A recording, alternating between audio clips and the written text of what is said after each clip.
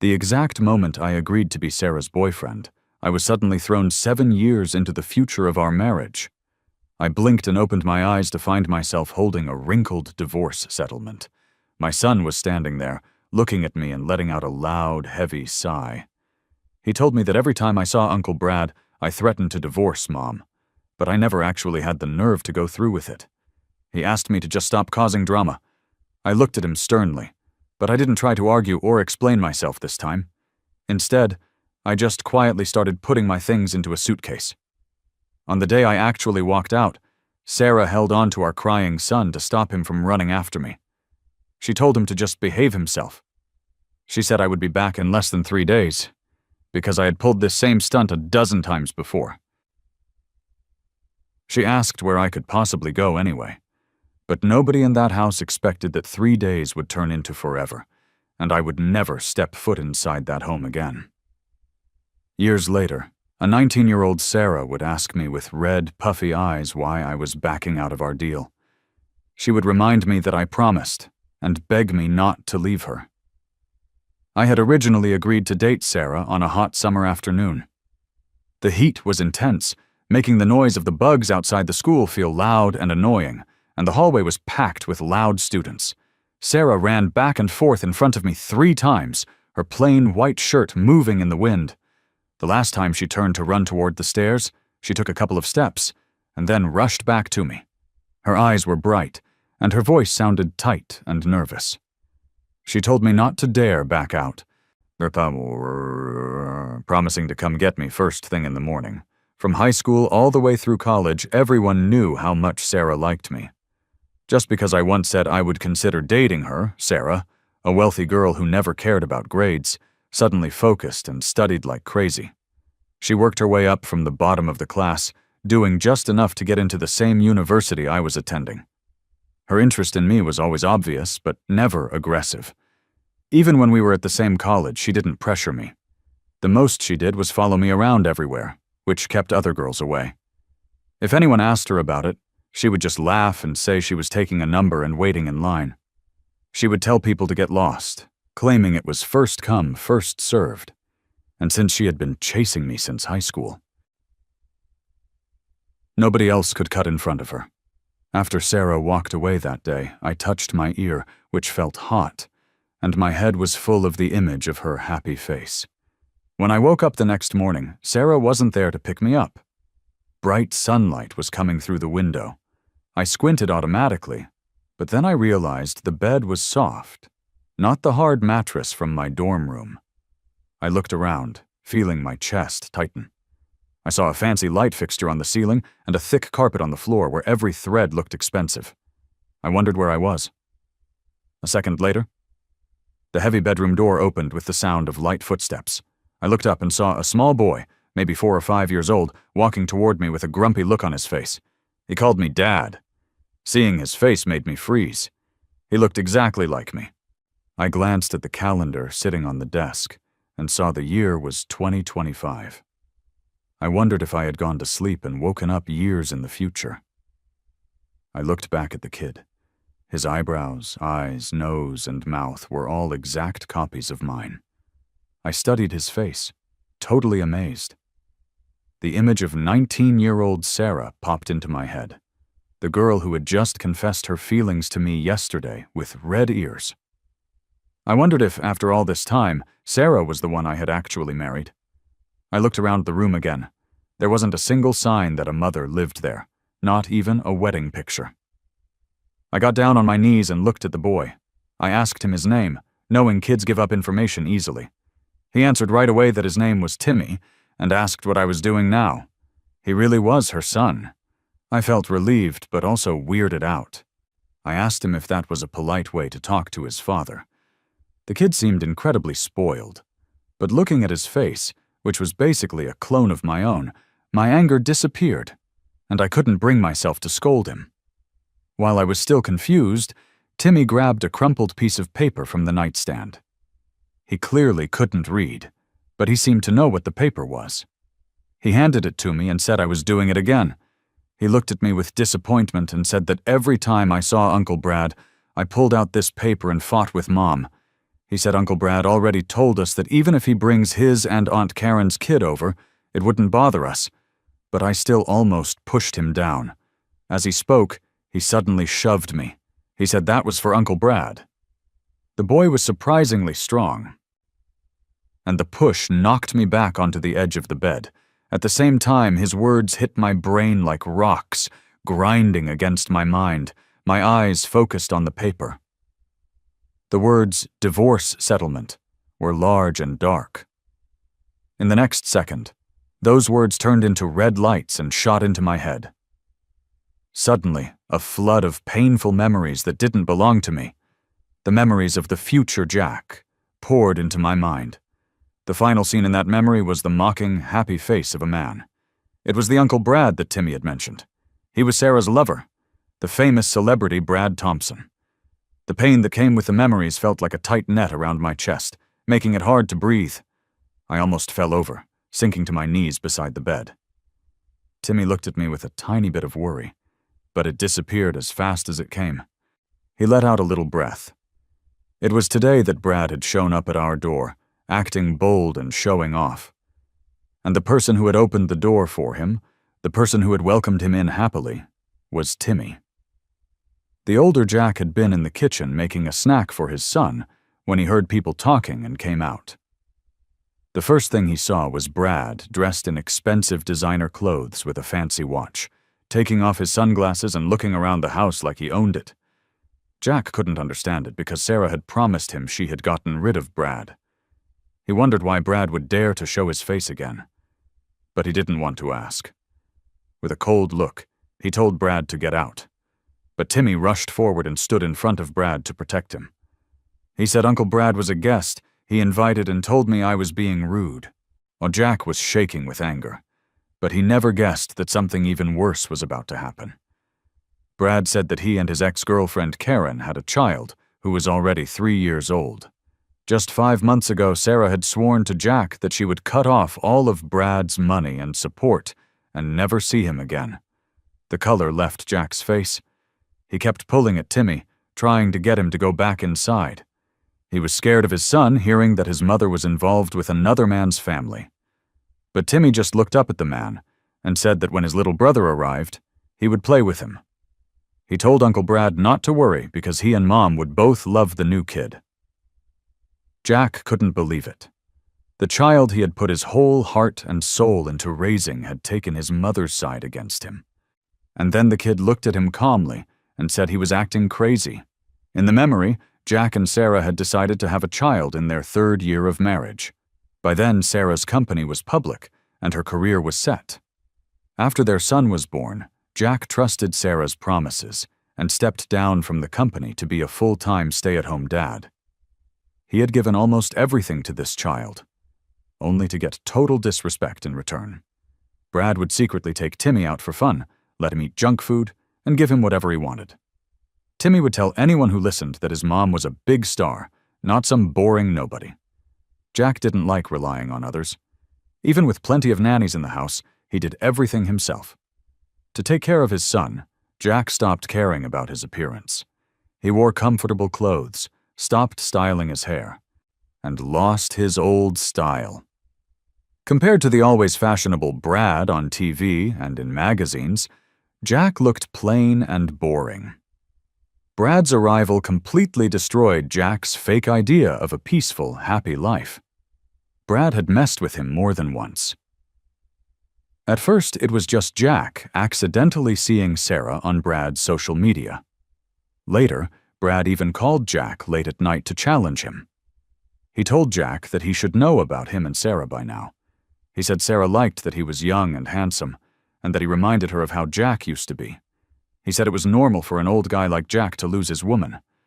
Brad had gotten with Sarah at 19, and now, 2 years later, he was only 21, using his youth and looks as weapons. But at that time, Sarah found out about the call. She had blocked him for 2 months. So this time he had come secretly, without telling Sarah. He pulled out a photo of his child on his phone, still bragging. He said it was pathetic that Sarah lied and said she was going to block him. But behind Jack's back, she was secretly giving him money and jobs. He mentioned a new luxury apartment building uptown that Jack couldn't get on the list for, saying Sarah had the developer give him a unit directly for him and his kid. Brad was a mess when he left, but he remembered to tell Timmy not to mention what happened today to Sarah. Timmy puffed out his chest and promised to keep it a secret. As for Jack, Brad wasn't worried he'd say anything. In the 2 years he'd been involved with Sarah, Brad had come to understand Jack better than anyone. Jack was stubborn and proud. When it came to the men around Sarah, he had become numb. Brad's plan was to use the child to make Jack angry. Apparently, it worked. Otherwise, it wouldn't be the 19-year-old Jack waking up here. Although the memories of 31-year-old Jack filled my mind, my soul was still that of my 19-year-old self. I hadn't personally lived through those years of thankless hard work. So the anger was a little less intense, but the bitterness was clear on my face, which must have looked scary. I grabbed Timmy's small wrist and asked sharply who taught him to speak to his father like that. 31-year-old Jack would never have dared to scold him. He would only blame himself for not being good enough. By the end of the story, he had stopped looking for other people to blame and just blamed himself. He was convinced that his wife's affair and his son's attitude were his own fault. Timmy had probably never seen this side of his father. No matter how angry his dad had been in the past, he had always been gentle with him. The boy shook with fear, and his eyes immediately turned red. The next second, he bit down hard on the back of my hand. I yelled in pain and let go. He started crying and screaming that he hated me and called me crazy. He said I wasn't his dad, and he didn't want me to be. Timmy had said things like this before, but in the memories, Jack's first reaction was always fear. He would immediately hug him and apologize while crying, saying he was sorry and wasn't good enough. But I just watched him coldly. I asked him what made him think I was so eager to be his dad. He froze at my words, his fingers digging into the bedsheet. But his past experience of fighting with his father made him brave. He stuck his neck out, determined to win the argument. The words that came out weren't an apology, but another attempt to hurt his father. Timmy's face was red, and tears were in his eyes as he glared at me. He called me a coward and said I only threatened divorce to get Mom's attention. He said I didn't actually have the guts to do it. Even though my soul didn't care, a wave of pain went through my body. Just then, a cold voice came from the bedroom doorway, asking Timmy who taught him to talk like that. I looked up and met the eyes of the woman leaning against the doorframe. Compared to her young high school self and her fresh-faced college look, the Sarah before me was much older. She must have just come from a business dinner. Her shirt was unbuttoned at the top, her sleeves were rolled up, and a jacket was over her arm. Sarah walked in and looked at Timmy with a flat expression. She told him if she heard him say anything like that again, she was taking away all his toys. Timmy sniffled and shut his mouth, not daring to say another word. Sarah glanced at me, then at the divorce papers on the floor. She asked what this was about now. Her eyes looked tired, and she smelled a little bit like alcohol. She said I had been waving that thing around for 3 years and the paper was worn out. She told me I could at least print a new copy. Then she paused, her voice getting harder. She said if I dared to divorce her, she would make sure Timmy's life was miserable. The image in my mind of the happy, lively Sarah in her white t-shirt faded away instantly. All that was left was this unrecognizable, awful person in front of me. I stared at her for a long moment, then raised my hand and slapped her hard across the face. I didn't understand it. The 19-year-old Jack was brave and emotional, capable of loving and hating strongly.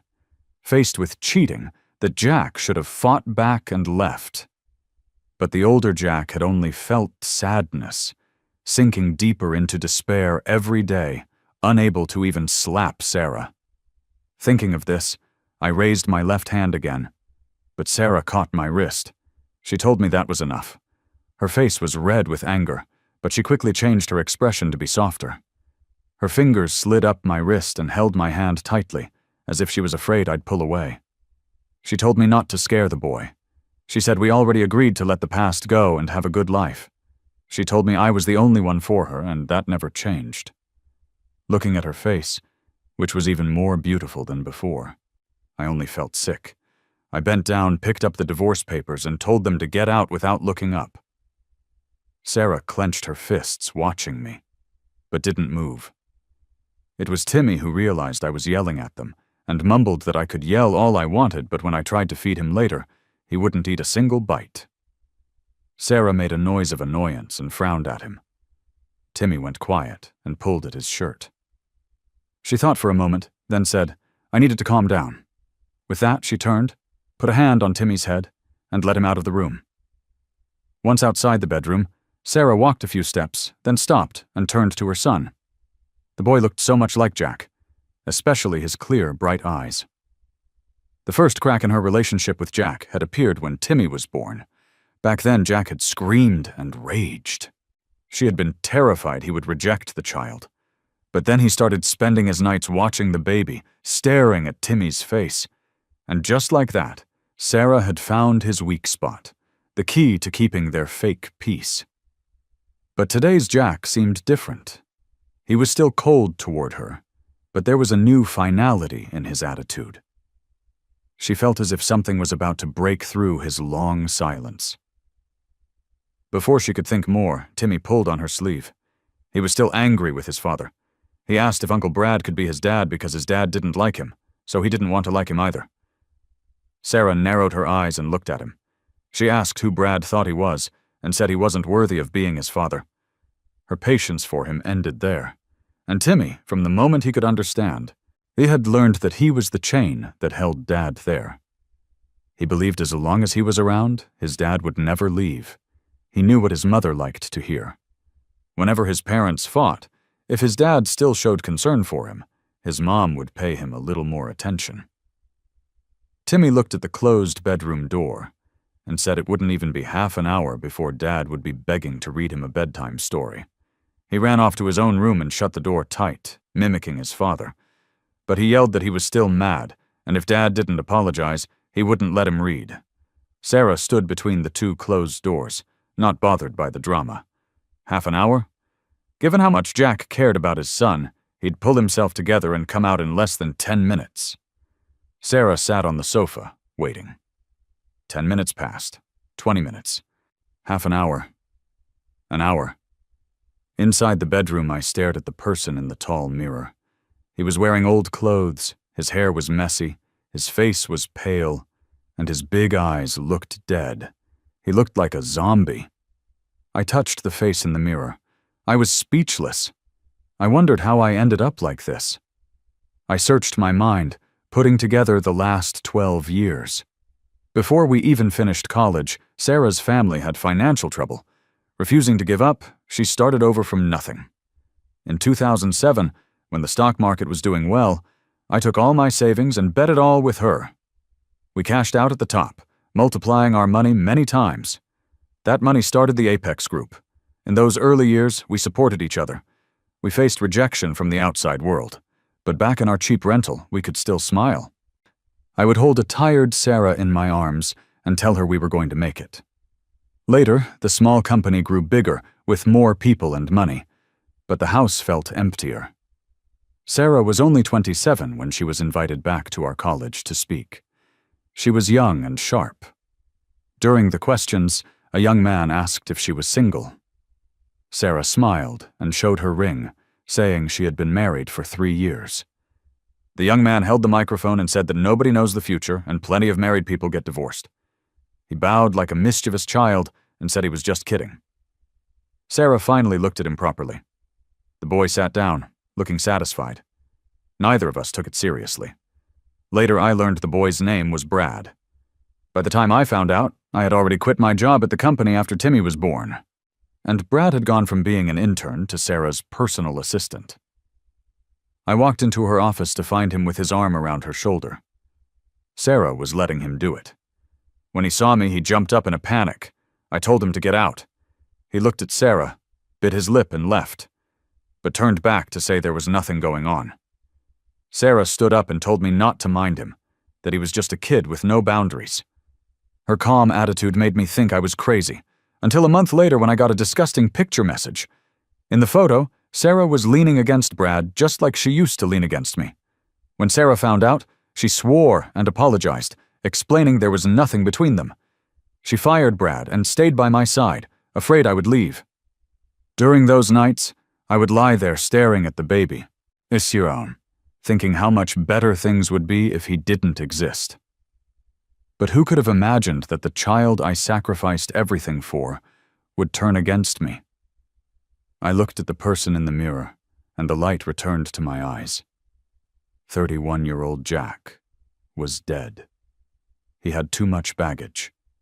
So he called me here to save him. After cleaning up the room, I combed my hair to look neat. I opened the door. The living room was empty. I called over to Mr. Henderson, the cook, and told him to make me some noodles because I was hungry. He wiped his hands on his apron and hesitated, saying it was late. I looked at him coldly and asked if he could do it or not, and if not, he didn't have to come in tomorrow. He mumbled that the madam paid his salary, not me. I scoffed. I asked him if he thought Sarah wouldn't listen if I told her to fire him. I told him to test it if he wanted. I walked to the table and sat down.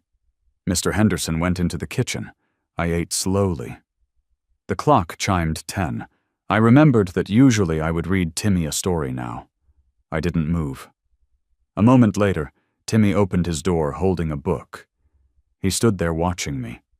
He said he wasn't mad anymore and would allow me to read to him, but I had to hurry up and eat.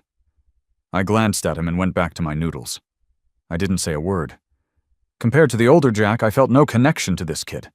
Timmy got genuinely angry and said if I didn't read now, he wouldn't listen to a single word ever again. He slammed the door. My hand paused, but I didn't get up.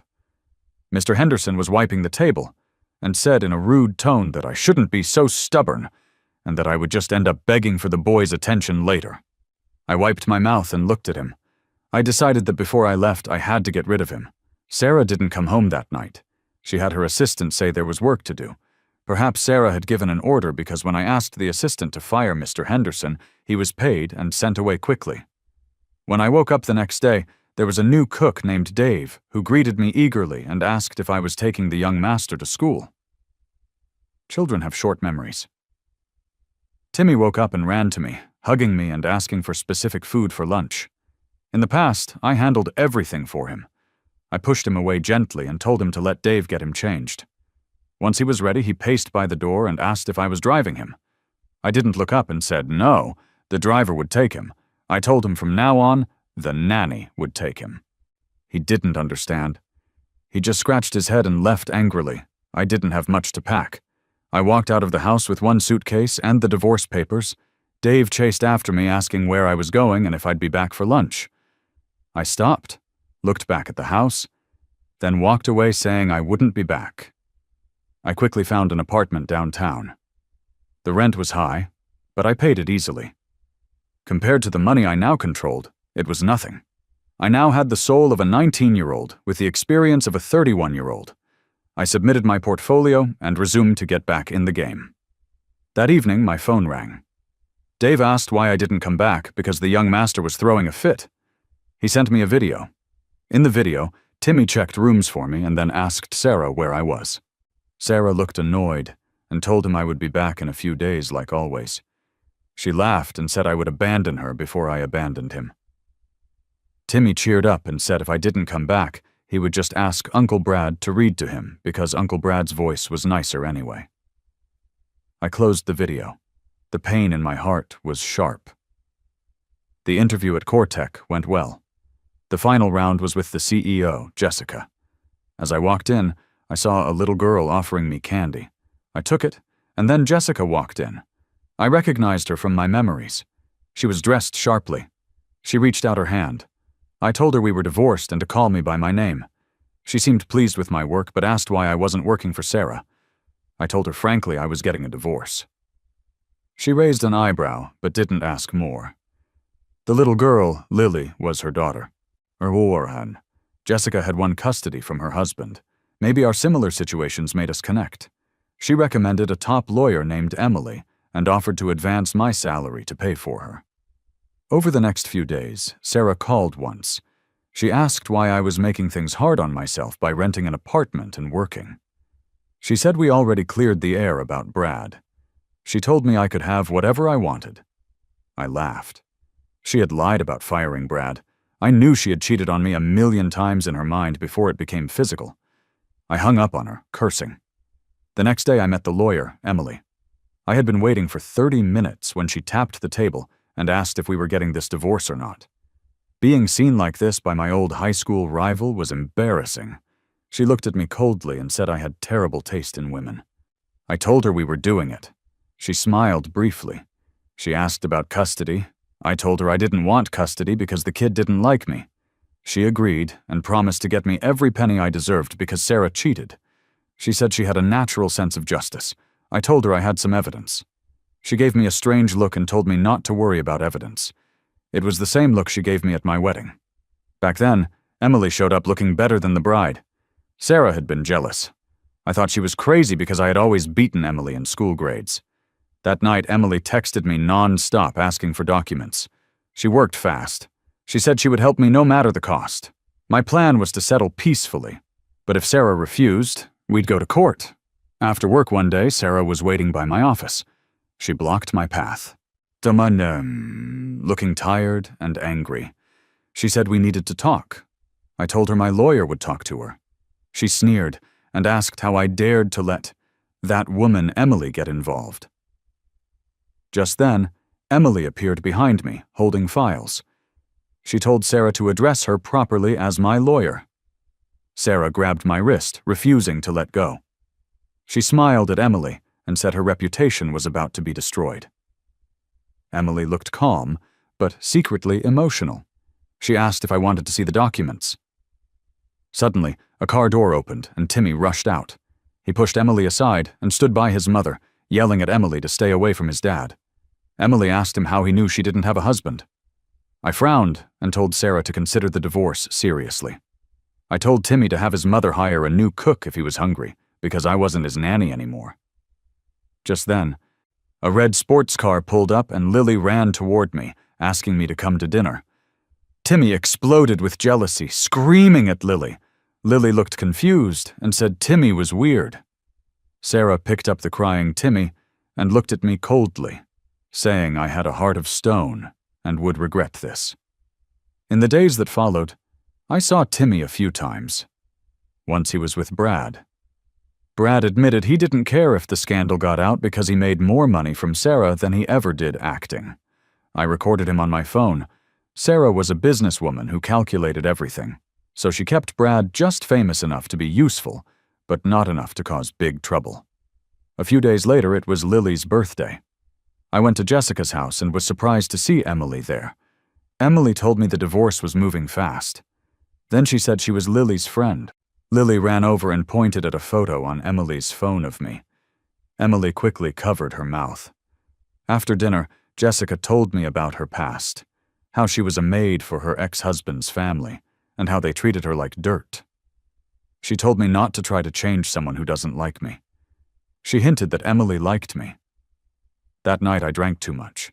The next morning I remembered I had drunkenly asked Emily if she was for sale, like a mistress. She had played along. I texted her to apologize. She sent a photo of a bruise I apparently caused and told me I was violent when drunk. She seemed happy, though. Emily had gathered tons of evidence. The day I got my divorce certificate, I felt like I was back in that school hallway. I told Sarah it was over. She asked why, claiming the Brad thing was a misunderstanding. I told her she was blaming me again, and that I should have left years ago. She tried to use Timmy's sickness to guilt me, but I told her the Ross family had plenty of money for doctors. Emily got out of her car. Sarah told Emily she would never be happy because I wouldn't trust marriage again. Emily smiled and said she would take whatever role I gave her. She told Sarah she knew plenty of tricks. When Emily got in the car, I asked if Sarah hit her. She said it was nothing. I looked for the first aid kit. Emily tugged my sleeve and asked if I threw away the love letter she gave me in sophomore year because I hated her. I was shocked and said I never saw a letter. She told me to write her one then. I realized I had been wrong about her.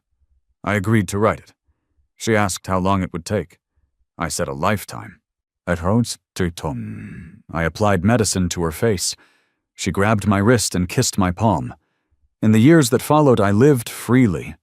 Sarah tried to call me when Timmy got sick because of her negligence, but I yelled at her and hung up. The boy went to live with his grandparents. I thought life would go on, but then I woke up one day back in my dorm room. I was 19 again, but I knew the future. The next morning, Sarah was waiting for me downstairs. She asked why I was backing out. I told her I didn't like her and never would. She didn't believe me and kept following me. One day she came in the rain with a kitten, trying to recreate moments from our past to win me over. She knelt and begged me not to leave her. I looked at her. I believed she was sincere right now. But I remembered the future where I got sick, and she had to beg for money to save me. She loved me, but my life had started over, and I wasn't going to gamble on it again. I walked away. I found Jessica handing out flyers on the street. I bought her a coffee. We became partners and built a huge company. She had a happy life with a good man. As for Sarah, her family went bankrupt, and she struggled. I helped fix a deal for her anonymously by wiping a rich man's shoes. Just like in the old timeline, but I never told her. One day I ran into Emily at a street corner. She wasn't the polished lawyer yet. She asked me if I threw away her letter because I hated her. I pretended to think and said I forgot. She looked sad. I smiled and told her she could always write me another one, and promised not to throw it away this time. She looked up in disbelief. I told her to take her time writing it. Attachments. It's pretty good. I have 6X now. I think I'm using the 10X. I think. Dark Bat told me to use the 10X, so that's what I'm doing. We're down to half strength. Hold it together.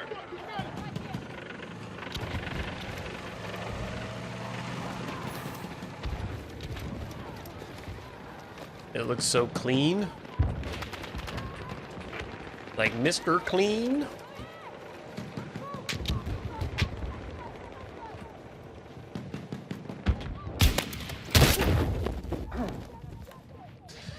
I'm struggling. I just ate a bunch of Mexican food. Not a bunch, but a decent amount, and now I'm struggling.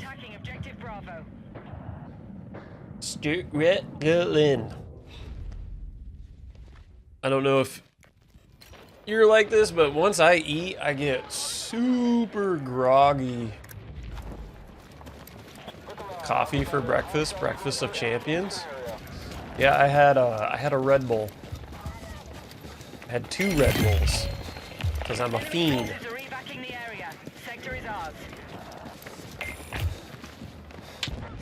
My wife asked me if I wanted her to make me some coffee. We just got a new espresso machine,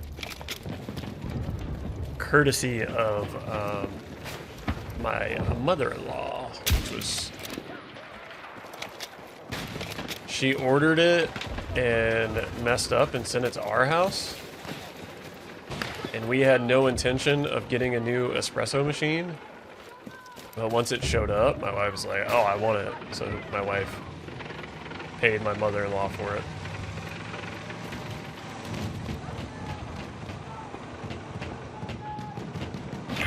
Is my stream still up? Did it just go down again? I've got 2 Keurig machines. Alright. Earlier my stream just randomly went down. I don't know why.